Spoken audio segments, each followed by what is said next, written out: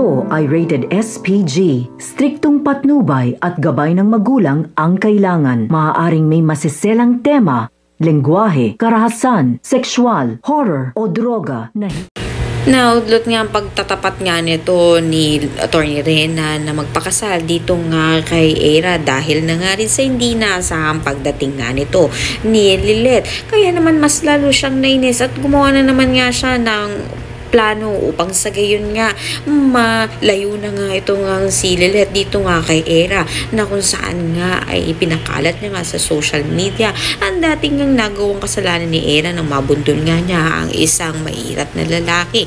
Kaya naman dahil dito ay naiyak nga itong si Era nang maalala niya nga ito dahil tapos na nga raw at ngayon sinisiraan pa rin nga raw siya. Kaya nga nakuha na naman nito ni Rena ng loob nga nito ni Era na kung saan na nga ay naisipan nito ni Rena na ibaling nga dito nga kay Lilet ang galit nito ni Era na kung saan nagtagumpay naman nga ito. Kaya nagkasira na naman nga silang magkapatid. Sinabi naman nga nito ni Lilet na wala siyang kasalanan sa pagkakalat nga nito.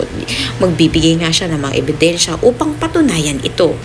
Pakatutukan nga natin dito kung mapatunayan nga kaya nito ni Lilet kay Era na wala siyang kasalanan sa pagkakalat nga sa social media ng dating issue nga nito ni Era at malaman na nga kaya niya paghihiganti nga lang nito ni Renan kaya naman nagkakasira sila at malaman nga nito ni Lilet na may relasyon nga itong si Renan at itong sekretary na to. Lahat na yan abangan natin. Maraming salamat sa inyo.